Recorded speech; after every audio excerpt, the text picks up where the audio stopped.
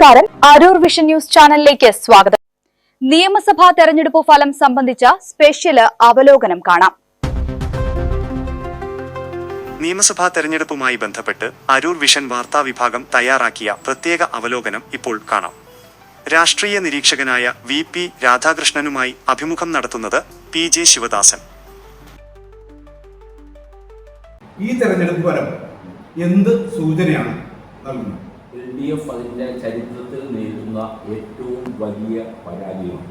കാരണം LDF രൂപീകൃതമാകുന്ന 1980 ഒരുപക്ഷെ കേരളത്തിലെ മുന്നണി സംവിധാനം ഈ രീതിയിൽ രൂപപ്പെടുന്നത് തന്നെ 1980. അതിനുശേഷം ധാരാളം തിരഞ്ഞെടുപ്പ് നമ്മൾ 80 ശേഷം 82 തിരഞ്ഞെടുപ്പ് വന്നു.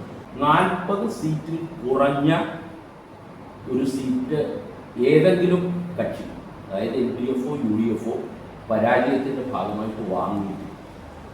അപ്പോൾ അത്രയ്ക്ക് കനത്ത പരാജയമാണ് LDF തിരഞ്ഞെടുപ്പ്. എന്തുകൊണ്ടാണ് കേരളത്തിൽ ഇത്തരത്തിലൊരു തെരഞ്ഞെടുപ്പ് ഫലം ഉണ്ടാകുന്നത്? ഇപ്പോൾ നമ്മളുടെ മുന്നിൽ കാണുന്ന തെരഞ്ഞെടുപ്പ് ഫലം എന്ന് പറയുന്നത് ഈ ഭരണ പരാജയം എന്നതിനേക്കാൾ ഉപരി രാഷ്ട്രീയ പരാജയം കൂടിയാണ്. കാരണം നമ്മളെല്ലാവരും ധരിക്കുന്നത് കേരളത്തിൽ കഴിഞ്ഞ തെരഞ്ഞെടുപ്പിലൂടെ ഭരണ തുടർച്ച ഉണ്ടായിരുന്നു. എൻ്റെ വിലയിരുത്തൽ കേരളത്തിൽ ഒരു ഭരണ തുടർച്ച ഉണ്ടായിട്ടില്ല, മറിച്ച് അധികാര തുടർച്ചയാണ് ഉണ്ടായത്. ആ അധികാര തുടർച്ച എന്ന് പറയുന്നത് വ്യക്തി കേന്ദ്രീകൃതമായി. കാരണം ആദ്യത്തെ പിണറായി മന്ത്രിസഭയിൽ നിന്ന് രണ്ടാമത്തെ അധികാരമാറ്റത്തിലൂടെ പുതിയ മന്ത്രിസഭ വരുമ്പോൾ പഴയ പേരെടുത്ത മന്ത്രിമാർ കേരളത്തിൻ്റെ രാഷ്ട്രീയ ഭരണ രംഗങ്ങളിൽ ഏറെ സ്വാധീനം ചെലുത്തിയിട്ടുള്ള, ഏറെ മാറ്റങ്ങൾ ഉണ്ടാക്കാൻ ശ്രമിച്ചിട്ടുള്ള ശ്രീ തോമസ് ഐസക്കിനെ പോലെയുള്ള വളരെ പ്രഗത്ഭരായ ആളുകളെ മാറ്റി നിർത്തിക്കൊണ്ട്, പരിചയമുള്ള മന്ത്രിമാരെ മാറ്റി നിർത്തിക്കൊണ്ട് മുഖ്യമന്ത്രിയിലേക്ക് അധികാരം കേന്ദ്രീകരിക്കുകയും ഒരു കിച്ചൺ ക്യാബിനറ്റ് സത്യത്തിൽ പ്രവർത്തിക്കുന്നു. കാരണം ബ്യൂറോക്രാറ്റുകൾക്ക് വലിയ അപ്പർ ഹാൻഡ് ഉണ്ടാവുകയും ആ ബ്യൂറോക്രാറ്റുകളെ വച്ചുകൊണ്ട് കമ്മ്യൂണിസ്റ്റ് ഐഡിയോളജികൾ, രാഷ്ട്രീയ പ്രത്യയശാസ്ത്രത്തിൽ നിന്ന് വ്യതിചലിച്ചുകൊണ്ട് അഴിമതി, സ്വജനപക്ഷപാതം, പിൻവാതിൽ നിയമനം, ഇതുപോലെ വളരെയധികം പ്രതിച്ഛായ കെട്ടുപോകുന്ന തരത്തിലേക്ക് ഭരണം മാറുകയാണ്. അപ്പോൾ ആദ്യത്തെ ഭരണത്തിൻ്റെ തുടർച്ച എന്ന് പറയാൻ പറ്റില്ല, മറിച്ച് ഒരു അധികാര തുടർച്ചയാണ്. ഇത്തരത്തിലുള്ള ഒരു അധികാര തുടർച്ച കേരള രാഷ്ട്രീയത്തിൽ നേരത്തെ ഉണ്ടായിരുന്നു. കാരണം ഇന്ത്യയിൽ മൊത്തം അടിയന്തരാവസ്ഥക്കെതിരെയുള്ള രാഷ്ട്രീയ വികാരം ഉയർന്നു വരുമ്പോൾ കേരളത്തിലെ ജനങ്ങൾ അടിയന്തരാവസ്ഥയെ അനുകൂലിച്ചുകൊണ്ട് CPIയും കോൺഗ്രസും ചേരുന്ന മുന്നണിക്ക് 117 സീറ്റുകൾ സമ്മാനിച്ചു. അതിൻ്റെ രാഷ്ട്രീയ കാരണം എന്താണ് എന്ന് നമ്മൾ ആലോചിക്കുമ്പോൾ കേരളത്തിലെ ജനങ്ങളുടെ ഉയർന്ന ജീവിത നിലവാരവും അവരുടെ ജീവിതത്തിനോടുള്ള ഒരു സമീപനവും, ജീവിതത്തിൻ്റെ ഭദ്രതയോടുള്ള, സാമൂഹികമായ സുസ്ഥിരതയോടുള്ള ഒരു സമീപനവും, അതുപോലെ അടിയന്തരാവസ്ഥക്കാലത്ത് ഭരണ സംവിധാനങ്ങൾ കൃത്യമായി പ്രവർത്തിച്ചതുപോലെ കൃത്യമായി ഭരണ സംവിധാനം പ്രവർത്തിക്കേണ്ട ഭരണപരമായ ഒരു അനിവാര്യത കേരളത്തിൽ നമ്മുടെ പ്രളയവുമായി ബന്ധപ്പെട്ട്, കോവിഡ് പോലെയുള്ള മഹാമാരികളുമായി ബന്ധപ്പെട്ടുണ്ടായി.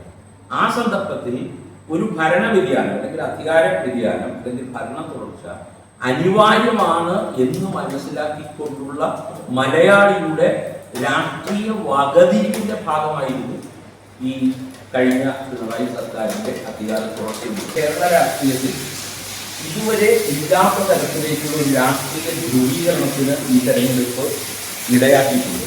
അതിൻ്റെ പ്രധാനപ്പെട്ട കാരണം എന്ന് പറയുന്നത് CPM അതീവ ദുർബലമാവുകയും BJP അതിൻ്റെ വോട്ട് വിഹിതം വർദ്ധിപ്പിക്കുക മാത്രമല്ല, ഈ തെരഞ്ഞെടുപ്പിൻ്റെ ഫലം ആദ്യം വരുന്ന സമയത്ത് 5 സീറ്റിൽ വരെ BJP മുന്നിൽ പോയി.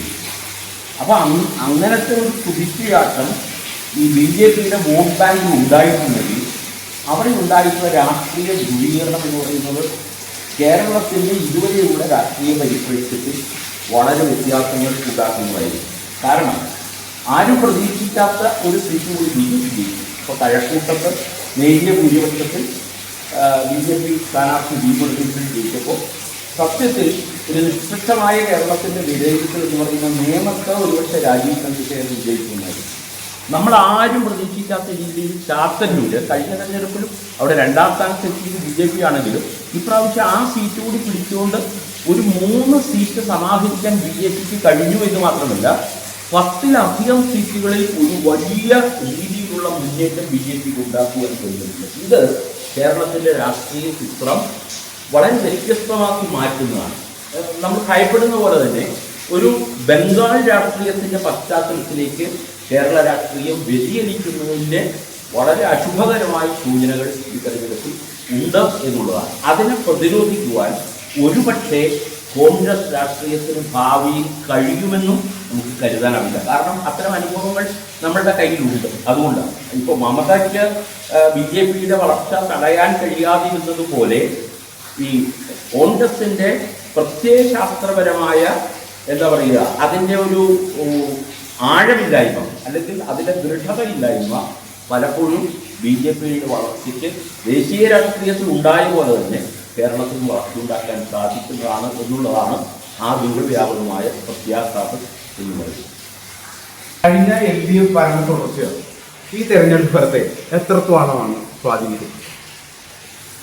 കഴിഞ്ഞ LDFന്റെ ഭരണ പരാജയം എന്ന് പറയുന്നത് അതിശക്തമായിട്ടുണ്ടായിരുന്നു. ഞാൻ നേരത്തെ സൂചിപ്പിച്ച പോലെ ഉള്ള കാരണം ഒരു രാഷ്ട്രീയ ഭരണം കേരളത്തിൽ ഉണ്ടായിട്ടില്ല. ഞാൻ അങ്ങനെ പറയാൻ കാരണം CPMന്റെ വോട്ട് ബാങ്ക് എന്ന് പറയുന്നത് 3 തലത്തിൽ നമ്മൾ വിലയിരുത്തിയാൽ മറ്റ് ജാതി മത പരിഗണനകളൊക്കെ മാറ്റി നിർത്തി പ്രത്യയശാസ്ത്രപരമായി തന്നെ വിലയിരുത്തിയാൽ അതിലേറ്റവും പ്രധാനപ്പെട്ട ഒരു പങ്കെന്ന് പറയുന്ന അടിസ്ഥാന വർഗത്തിൻ്റെയാണ്.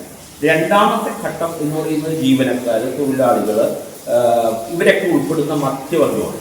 മൂന്നാമത്തെ വിഭാഗം എന്ന് പറയുന്നത് ഇന്റലക്ച്വൽസാണ്. അതായത് ഇടതുപക്ഷത്തെ തിരുത്തുക എന്നതിനുപരി ഒരിക്കലും ഇടതുപക്ഷത്തിനെതിരായിട്ട് വോട്ട് ചെയ്യരുത് എന്ന് പറയുന്ന ഈ രാഷ്ട്രീയമായ ദൃഢത പുലർത്തുന്ന ആളുകൾ, ആ ആളുകൾ കൂടി UDF അനുകൂലമായിട്ട് വോട്ട് ചെയ്തു LDF പരാജയപ്പെടണം എന്ന് പ്രഖ്യാപിച്ചു. സച്ചിദാനന്ദന്റെ പ്രഖ്യാപനം അവിടെയാണ് തുടങ്ങിയത്.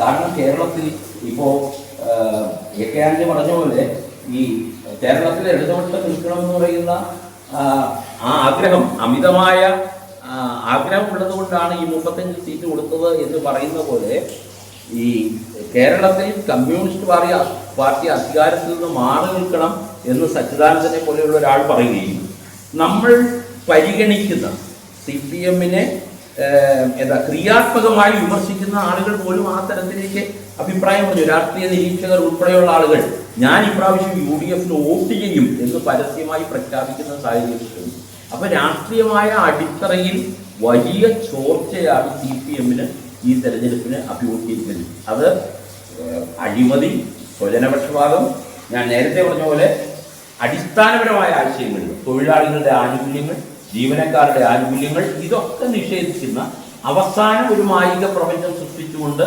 CPMന്റെ അതിശക്തമായ ഇലക്ഷൻ മെഷീനറി ഉപയോഗിച്ച് അതിനെ മറികടക്കാൻ കഴിയുമെന്നല്ലാതെ ആശയപരമായി അടിസ്ഥാനവർഗവും ബഹുജന പ്രസ്ഥാനങ്ങളും CPMന്റെ അതിൻ്റെ സാധാരണ അംഗങ്ങൾ വെറുത്തു എന്നുള്ളതാണ് ഈ തെരഞ്ഞെടുപ്പിൻ്റെ പരാജയത്തിന് മുഖ്യ കാരണമായിട്ട് ഞാൻ കാണുന്നത്. ഇപ്പോൾ കുടുംബപരമായി ഉണ്ടായിട്ടുള്ള അഴിമതി ആരോപണങ്ങൾ, കഴിഞ്ഞ ക്യാബിനറ്റിൽ PWD മിനിസ്റ്ററായിട്ട് നമ്മുടെ അദ്ദേഹത്തിൻ്റെ മരുമകനെ നിയുക്തനാക്കിയത്, മറ്റ് Shailaja teacher, Thomas Isaac, Moideen, PP Ramakrishnan, ഇതുപോലെ കഴിഞ്ഞ ക്യാബിനറ്റിൽ വളരെയധികം കാര്യങ്ങൾ ചെയ്യാൻ ശ്രമിച്ച ആളുകളെ മാറ്റി നിർത്തിയപ്പോൾ അത് ഈ CPM അംഗങ്ങളിൽ തന്നെ വളരെയധികം സംശയത്തോടുകൂടി മുഖ്യമന്ത്രിയെ സമീപിക്കാൻ തുടങ്ങി. നമ്മൾ ഇന്നേവരെ കേട്ടിട്ടില്ലാത്ത പേരുകളാണ് ഒരു കമ്മ്യൂണിസ്റ്റ് മുഖ്യമന്ത്രിക്ക് ഇരുന്നത്. ക്യാപ്റ്റൻ, കാരണഭൂതം, ഇതൊക്കെ ആശയപരമായ വൈചിത്ര്യങ്ങളാണ്.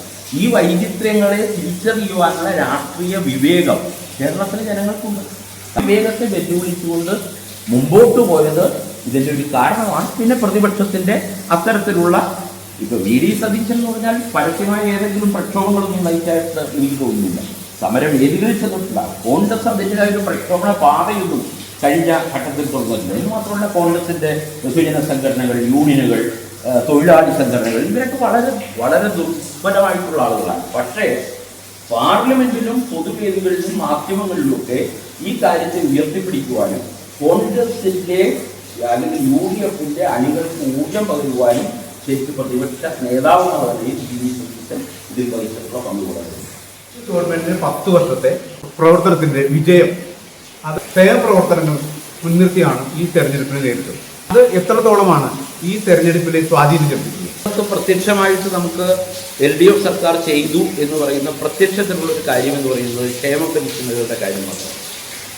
അതൊഴിച്ച് ബാക്കിയുള്ള കാര്യങ്ങൾ ഇപ്പോൾ ഉന്നത വിദ്യാഭ്യാസ രംഗത്തുണ്ടായിട്ടുള്ള വലിയ ഇപ്പോൾ ആർട്ടോ പോലെയുള്ള SFIയുടെ നേതാക്കന്മാർ കാട്ടിക്കൂട്ടിയിട്ടുള്ള പ്രശ്നങ്ങൾ, ഉന്നത വിദ്യാഭ്യാസ രംഗത്തുണ്ടായ വലിയ പരാജയം, ആ മന്ത്രിയുടെ പരാജയം, ഇതൊക്കെ വലിയ വാർത്തകളായിരുന്നു. മറ്റു തൊഴിലില്ലായ്മ അതിരൂക്ഷമാകുന്ന ഒരു സാഹചര്യം, അണ്ടർ എംപ്ലോയ്മെൻറ്റ്, അതാണ്. അതായത് കേരളത്തിൽ തൊഴിലുണ്ട്, പക്ഷേ വരുമാനം വളരെ കുറഞ്ഞ തൊഴിൽ. അങ്ങനെയുള്ള തൊഴിൽ പോലും അന്യസംസ്ഥാന തൊഴിലാളികളുടെയാണ്. പിന്നെയുള്ള ജോലി എന്ന് പറയുന്നത് ടെക്നോക്രാറ്റുകളുടെ ജോലിയാണ്. ആ ടെക്നോക്രാറ്റുകളുടെ ജോലി എന്ന് പറയുന്നത് വളരെ ചെറിയ ഒരു വിഭാഗത്തെ മാത്രം ആശ്രയിച്ചിരിക്കും. എല്ലാ സ്ഥാപനങ്ങളിലും സ്ഥിരം ജീവനക്കാരുണ്ടാകും. ഉണ്ടാവുന്ന തരത്തിലുള്ള ഒരു ഭരണ മാറ്റം ഉണ്ടായിട്ടില്ല. CPM-ൽ ചേർന്നില്ലെങ്കിൽ ജീവിക്കാൻ പറ്റില്ല എന്ന് പറയുന്ന ഒരു സാഹചര്യം അല്ലെങ്കിൽ ആ പ്രതീതി പോലും ജനിപ്പിച്ചിട്ടുണ്ട്. കാരണം ഒരു താൽക്കാലിക ജോലി കിട്ടണമെങ്കിൽ CPM-കാരനാണ്. ഇത് തന്നെയാണ് ബംഗാളിൽ സംഭവിച്ചത്. അപ്പോൾ ബഹുഭൂരിപക്ഷം വരുന്ന ആളുകൾ ഈ അപകടത്തെ മുൻകൂട്ടി കണ്ടുകൊണ്ട് CPM ഭരണത്തിൻ്റെ പുറത്തെ അതീവ ഭീതിയോടുകൂടി കാണുന്ന ഒരു സാഹചര്യവും കേരളത്തിൽ ഉണ്ടായി. സത്യസന്ധത പുലർത്തുന്ന ഒരു വലിയ വിഭാഗം ആളുകൾ CPM-ൽ നിന്ന് അകന്നു എന്ന് മാത്രമല്ല, അവർ അങ്ങനെയുള്ള അസന്തുഷ്ടരുടെ ഒരു ക്രോഡീകരണം തന്നെ സംസ്ഥാനത്ത് ഉടനീളം. അത് ഈ തെരഞ്ഞെടുപ്പിൽ വളരെ പ്രകടമാണ്. കാരണം കണ്ണൂർ പോലെയുള്ള ഒരു ജില്ലയിൽ CPM വിട്ട് പുറത്തുവന്ന ഒരു സാധാരണ പ്രവർത്തനം, ഇതിനു മുമ്പ് തെരഞ്ഞെടുപ്പിൽ മത്സരിച്ചിട്ടില്ലാത്തതാണ്. സാധാരണ ജനങ്ങളുടെ ഇടയിൽ പ്രവർത്തിച്ച ആളുകൾക്ക് കിട്ടിയ അംഗീകാരം എന്ന് പറയുന്നത് ഞെട്ടിക്കുന്നതാണ് നമ്മൾ. കാരണം 50,000 വോട്ടിലധികം ജയിച്ച മണ്ഡലത്തിൽ 20,000 വോട്ടിനോട് അടുത്ത ഭൂരിപക്ഷമായ ഒരാൾ ജയിക്കുക എന്ന് പറഞ്ഞാൽ 4,00,000 വോട്ടിൻ്റെ ചോർച്ചയുണ്ടായെന്നാണല്ലോ. അപ്പോൾ അൻവറിനെ ജനം പരാജയപ്പെടുത്തി, KKCയെ പരാജയപ്പെടുത്തി, അതുപോലെ ആളുകളെ പെറുക്കി പരാജയപ്പെടുത്തുമ്പോൾ അവരുടെ ആ രാഷ്ട്രീയ സമീപനങ്ങളും നിലപാടുകളിലുള്ള വിശ്വാസ്യത കുറവുണ്ടാകും. ഇപ്പോൾ ശശിയുടെ വ്യക്തിജീവിതവുമായി ബന്ധപ്പെട്ടുണ്ടായിട്ടുള്ള ആരോപണങ്ങൾ, അൻവറിൻ്റെ വ്യാവസായിക താല്പര്യങ്ങളുമായി ബന്ധപ്പെട്ട് നിലമ്പൂരിൽ MLA ആയിട്ടുണ്ടായിരുന്നപ്പോഴുള്ള ആരോപണങ്ങൾ, ഇതൊക്കെ സസൂക്ഷ്മം നിരീക്ഷിച്ച് നമ്മൾ പണ്ടാരണ്ട് മുതൽ ഇരുത്തിൽ കളിക്കുന്ന പോലെ പറ്റാത്തവനെ തൊടാതെ എടുത്ത് മാറ്റുന്ന ഒരു തെരഞ്ഞെടുപ്പായി സത്യത്തിൽ ഇത് മാറിയിട്ടുള്ളതാണ്. അപ്പോൾ ഈ ആശയപരമായ അല്ലെങ്കിൽ CPM-നകത്തുണ്ടായിട്ടുള്ള ആഭ്യന്തരമായ പ്രശ്നം സംസ്ഥാനത്ത് ഉടനീളം ബാധിക്കുകയും അതിനെ കമ്മ്യൂണിസ്റ്റ് അണികൾ പോലും, CPM-ൻ്റെയും LDF-ൻ്റെയും അണികൾ പോലും, പ്രത്യേകിച്ച് CPM അണികൾ പോലും അത് അംഗീകരിച്ചുകൊണ്ട് അവരെ പിന്തുണച്ചതിൻ്റെ പ്രത്യക്ഷമായ പ്രതിഫലനമാണ് ഈ തെരഞ്ഞെടുപ്പ്. CPM സത്യത്തിൽ വളരെ മാറി ചിന്തിക്കുകയും അഴിച്ചുപണിയുകയും ചെയ്യേണ്ട ഒരു രാഷ്ട്രീയ സംവിധാനത്തിലേക്കാണ് ഇത് വരുന്നത്. കേരള ജനത ഒരു രാഷ്ട്രീയ പാഠം പഠിപ്പിക്കുന്നുണ്ടോ? ഉണ്ടെങ്കിൽ അതെന്ത് രാഷ്ട്രീയ പാഠമാണ് ഈ രാഷ്ട്രീയ പാർട്ടികളെയൊക്കെ പഠിപ്പിക്കുന്നത്? ഇതൊന്നും രാഷ്ട്രീയ പാഠമാണെന്ന് നമുക്ക് പറയാൻ പറ്റില്ല. രാഷ്ട്രീയ പ്രതികരണങ്ങളാണ്. കൃത്യമായ രാഷ്ട്രീയ പ്രതികരണങ്ങൾ അല്ലെങ്കിൽ കൃത്യമായ പ്രതികരണങ്ങൾ കൊടുക്കുന്ന ഒരു പൊതുസമൂഹം, ഒരു രാഷ്ട്രീയ സമൂഹം കേരളത്തിൽ ഉണ്ട് എന്ന് ബോധ്യപ്പെടുത്താം. പക്ഷേ ഇതിനു മുമ്പ് ഉണ്ടായിട്ടുള്ള എല്ലാ പ്രതികരണങ്ങളെക്കാളും ആഴത്തിലുള്ള പ്രതികരണവുമാണ് ഈ തെരഞ്ഞെടുപ്പിലുള്ളത്. കാരണം 100-ൽ കവിഞ്ഞ ഒരു സീറ്റ് ഒരു മുന്നണിക്ക് കിട്ടുന്നത് കേരളത്തിലെ പരമ്പരാഗത മുന്നണികളുടെ തകർച്ചയിലേക്കുള്ള ഒരു നീക്കമായിട്ട് മാറാതിരിക്കാനുള്ള രാഷ്ട്രീയ ജാഗ്രത കേരള സമൂഹം പുലർത്തേണ്ട വളരെ സന്ദിഗ്ധമായ സങ്കീർണമായ ഒരു രാഷ്ട്രീയ മുഹൂർത്തം കൂടിയാണ് ഇത്.